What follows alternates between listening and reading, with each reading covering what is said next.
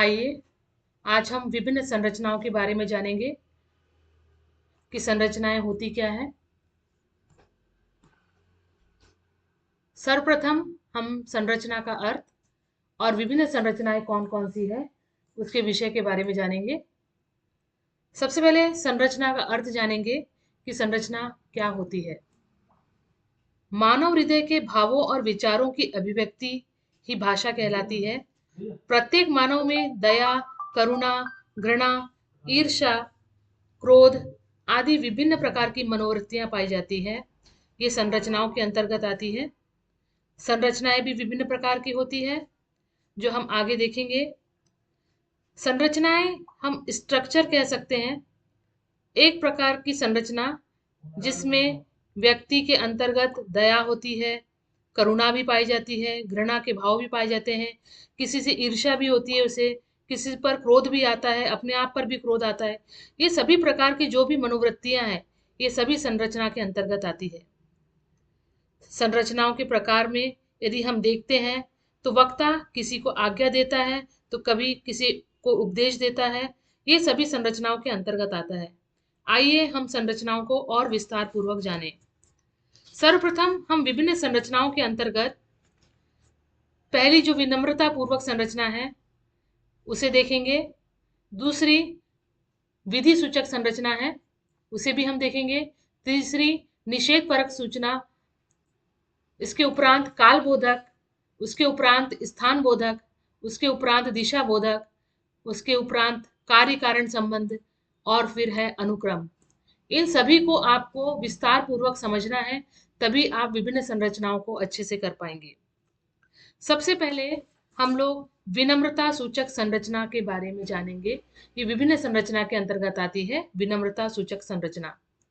विनम्रता सूचक संरचना में विनय के भाव निहित रहते हैं। किसी कार्य को करने के लिए इसमें आग्रह किया जाता है।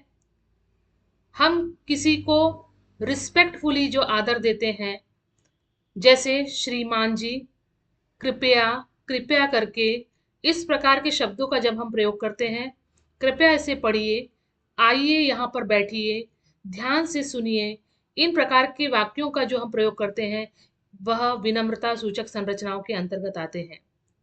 हम कभी कभी उदाहरण के तौर पर यह भी कह लेते हैं कि अपने महल जैसे भवन को हम गरीब खाना कहते हैं और दूसरों के सामान्य घर को दौलत खाना हम लोग कहते हैं। यह विनम्रता सूचक संरचना का उदाहरण है।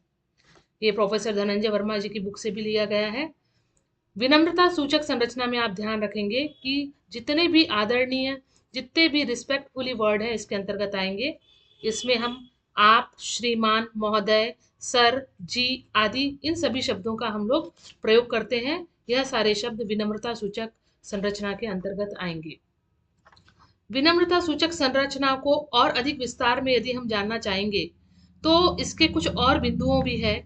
जैसे संबोधन में विनम्रता, जब हम किसी को संबोधित करते हैं तो हम आप करके संबोधित करते हैं, श्रीमान करके संबोधित करते हैं, महोदय करके संबोधित करते हैं, आदरणीय कहकर संबोधित करते हैं। यह संबोधन में विनम्रता सूचक इसमें झलकती है। यदि हम और विनम्रता सूचक की कुछ बिंदु पर ध्यान देंगे तो क्रियाएं संबंधी यदि विनम्रता सूचक संरचनाएं हैं तो उसमें आइए शब्द आएगा, बैठिए शब्द आएगा, कहिए शब्द आएगा, देखिए शब्द आएगा, सुनाइए शब्द आएगा। इस प्रकार बहुत से शब्द इसके अंतर्गत आएंगे।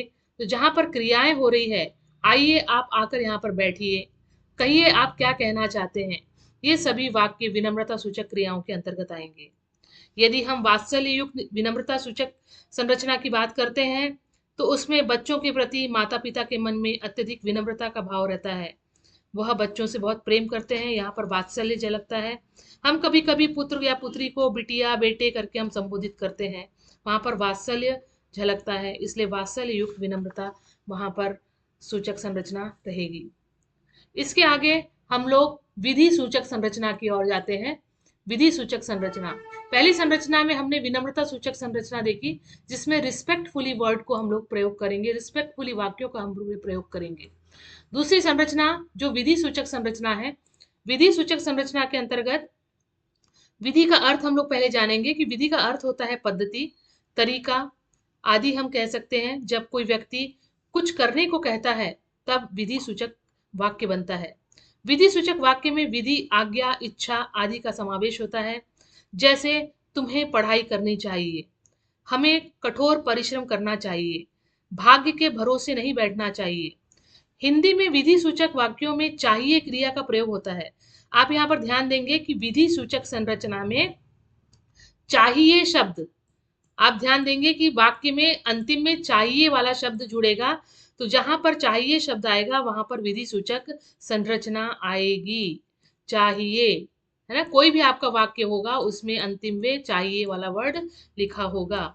छात्रों को पढ़ना चाहिए, शिक्षक को पढ़ाना चाहिए, ऐसे वाक्यों को आप विधि सूचक संरचना के अंतर्गत लिखेंगे। इसके उपरांत हम लोग निषेध सूचक संरचना की ओर जाते हैं। निषेध सूचक संरचना में जिन संरचनाओं में किसी कार्य या क्रिया को नहीं करने का बोध हो वहां पर निषेध सूचक संरचना होती है। जैसे वह बोलती नहीं है, तुम लिखते नहीं हो, मैं समझता नहीं हूं। यहां पर देखिए इन वाक्यों में नहीं नहीं का प्रयोग किया गया है।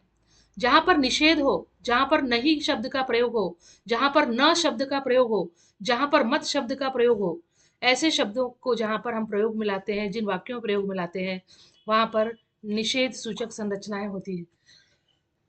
ये संरचनाएं दो प्रकार की होती है। निषेधवाचक शब्दों से निर्मित संरचनाएं, अन्य शब्दों से निर्मित निषेध सूचक संरचनाएं। यदि हम निषेधवाचक संरचना को ध्यान में रखते हैं तो इसमें मत, न, नहीं वाले शब्द इसके अंदर समाहित होते हैं। एक दूसरे के विकल्प नहीं होते, लेकिन ये नहीं के स्थान पर मत या मत के स्थान पर न का प्रयोग नहीं होता है।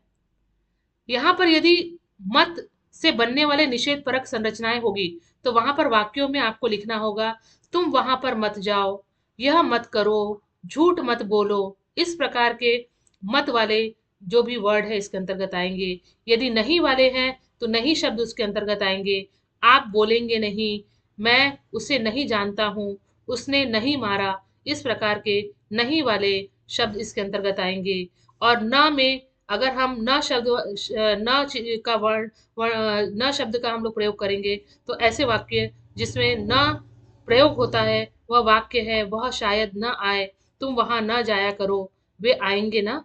तो इस प्रकार से मत, नहीं, न, इन तीनों का हम अलग अलग रूप में भी प्रयोग कर सकते हैं। ये हमने निषेध परक संरचना के अंतर्गत देखा। ध्यान में रखिए, निषेध परक सूचना या निषेध सूचक के अंतर्गत संरचनाओं के अंतर्गत नहीं, मत और न वाले शब्द आते हैं। इसको आप जरूर ध्यान देंगे। इसके उपरांत हम लोग आगे बढ़ते हैं और हम देखते हैं कि काल बोधक संरचना। काल बोधक संरचना क्या होती है? जिन संरचनाओं में काल या समय की जानकारी मिले उन्हें काल बोधक संरचना कहते हैं। ध्यान देंगे, काल या समय जहां पर आपको टाइम बताता है वहां पर इस प्रकार की संरचनाओं का प्रयोग होता है। जैसे राम सुबह से क्रिकेट खेल रहा है, एक यहाँ पर समय मालूम है कि वह सुबह से क्रिकेट खेल रहा है। काल संरचना दो प्रकार की होती है, निश्चित काल बोधक संरचना और अनिश्चित काल बोधक संरचना। हम निश्चित काल बोधक संरचना की ओर जाते हैं। इसमें हम देखेंगे कि जिन वाक्यों में काल बोधक सुनिश्चित होता है उन्हें निश्चित काल बोधक संरचना कहते हैं। निश्चित है, वह आधे घंटे से खेल रहा है, राम आधे घंटे से खेल रहा है, उसका जन्म सुबह 9 बजे हुआ था। तो यहाँ पर एग्जैक्ट जिस चीज के बारे में बता रहे हैं कि वह उसका जन्म 9 बजे हुआ था, वह आधे घंटे से खेल रहा है, एग्जैक्ट है। जहां निश्चित है वहां पर निश्चित काल बोधक संरचना होगी। यदि हम अनिश्चित काल बोधक की ओर जाते हैं, इसमें जिन वाक्यों में काल बोध अनिश्चित होता है उन्हें अनिश्चित काल बोधक संरचना कहते हैं। जैसे सवेरे, शाम, रात। और कुछ उदाहरण भी है, आज शाम को राधा आएगी। हमको ये नहीं मालूम कि शाम को कितने बजे आएगी, 6 बजे आएगी, 5 बजे आएगी, 7 बजे आएगी, हमको नहीं मालूम, लेकिन आज शाम को राधा आएगी, अनिश्चित है। क्या तुम्हें कल की घटना याद है? कल जो भी घटना हुई थी उस घटना के बारे में आपको याद है? वो निश्चित है या अनिश्चित है? इस प्रकार के उदाहरण आपको अनिश्चित कालबोधक के अंतर्गत डालने होंगे। तो कालबोधक में ध्यान रखेंगे कि जहां पर समय के बारे में बोध हो, जहां पर आपको काल के बारे में बोध हो, वह कालबोधक संरचना के अंतर्गत आते हैं। हम आगे बढ़ते हैं। स्थान बोधक संरचना की ओर। स्थान से हमें मालूम है कि जिन शब्दों में किसी स्थान का बोध हो उन्हें स्थान बोधक शब्द कहते हैं। उससे बनने वाले वाक्यों को स्थान बोधक संरचना कहा जाता है। और स्थान बोधक संरचना दो प्रकार की होती है, निश्चित स्थान का संकेत देने वाले शब्द और सार्वनामिक शब्द। दो प्रकार के होते हैं, निश्चित स्थान और सार्वनामिक शब्द। तो हम ये ध्यान देंगे कि स्थान बोधक में आपको जिस स्थान का, जिस प्लेस का, जिस जगह का बोध हो रहा हो वहां पर हम लोग स्थान बोधक संरचना प्रस्तुत करते हैं। तो हम प्रकारों की ओर जाते हैं कि पहला प्रकार है निश्चित स्थान बोधक संकेत करने वाले शब्द। जो हैं वे शब्द जो निश्चित स्थान का संकेत देते हो, जैसे बाहर, अंदर, दाएं बाएं, आगे पीछे, ऊपर नीचे, दूर पास, आस पास इत्यादि। मतलब एक निश्चित स्थान के बारे में बता रहे हैं कि बाहर कुछ विद्यार्थी खेल रहे हैं, अंदर कुछ विद्यार्थी बैठे हुए पढ़ रहे हैं। इस प्रकार के उदाहरण हम लोग निश्चित स्थान के संकेत के अंतर्गत डाल सकते हैं संरचना के अंतर्गत। सार्वनामिक शब्द में आपने सर्वनाम पढ़ा ही है कि संज्ञा के बदले में जो शब्द आते हैं उन्हें हम सर्वनाम कहते हैं। जो स्थानवाचक संज्ञा को बताते हैं वे स्थान बोधक सार्वनामिक शब्द कहलाते हैं, जैसे यहाँ, वहां, जहां, कहां आदि। तो यहाँ, वहां, जहां, कहां हो ये सार्वनामिक शब्द के अंतर्गत आते हैं, विशुद्ध सार्वनामिक शब्द के अंतर्गत आते हैं। तो हम इसको भी पढ़ सकते हैं, ध्यान दे सकते हैं। तो ये दो प्रकार के होते हैं, आप लोग ध्यान देंगे। इसके बाद आते हैं हम लोग दिशा बोधक संरचना। दिशा बोधक संरचना में हम लोग ये जानेंगे कि जिन शब्दों से किसी विशेष दिशा का बोध हो, विशेष दिशा, उसे हम लोग दिशा बोधक संरचना कहते हैं। जैसे उत्तर, दक्षिण, पूर्व, पश्चिम, इधर उधर, इधर की ओर आदि इसके अंतर्गत आते हैं। यह भी दो प्रकार की होती है, निश्चित दिशाबोधक और अनिश्चित दिशाबोधक। निश्चित दिशाबोधक में पूर्व, पश्चिम, उत्तर, दक्षिण, यह दिशा पूर्व दिशा की ओर है, वह पूर्व दिशा की ओर जा रहा है, वह पश्चिम दिशा की ओर जा रहा है, कि निश्चित है कि वह पूर्व दिशा की ओर ही जा रहा है, या निश्चित है कि वह पश्चिम दिशा की ओर ही जा रहा है। इस प्रकार की जो वाक्य है वह निश्चित दिशा में आएंगे। अनिश्चित दिशा बोधक में इधर उधर किधर, चारों ओर, इस प्रकार के अनिश्चित है। मतलब हमको मालूम नहीं है कि उधर कुछ विद्यार्थी खेल रहे हैं, अब कुछ विद्यार्थी हैं उधर खेल रहे हैं, अब मालूम नहीं ग्राउंड में खेल रहे हैं या किसी और मैदान में खेल रहे हैं या पार्क में खेल रहे हैं, हमको नहीं मालूम, लेकिन उधर कुछ विद्यार्थी खेल रहे हैं। तो हमें यह अनिश्चित है। तो निश्चित और अनिश्चित को समझना बहुत जरूरी है, और आप उदाहरण अपने भी डालकर उसमें लिख सकते हैं। ये हो गई दिशाबोधक संरचना। उसके बाद है कार्य कारण संबंध संरचना।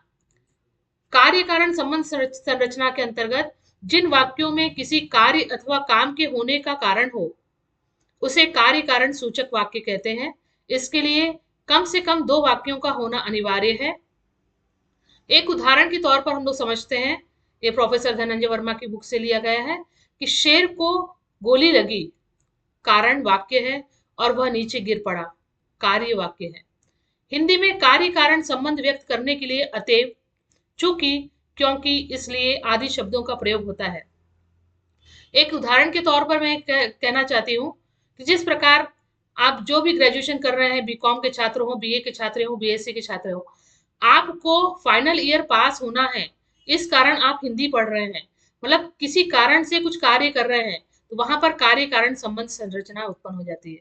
आपको बीकॉम पास होना है, इस कारण आप कुछ कार्य को कर रहे हो, उस कारण आप परीक्षा दे रहे हो हिंदी की, तो यहाँ पर कारण भी है और कार्य भी है, तो यहाँ पर कारण कार्य संबंध संरचना उत्पन्न होगी।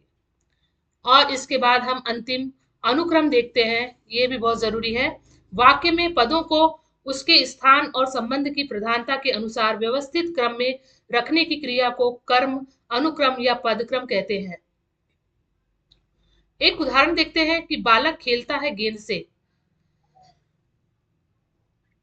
और जब हम इस वाक्य को लिखते हैं तो इस वाक्य में कहीं न कहीं अनुक्रम सही नहीं है।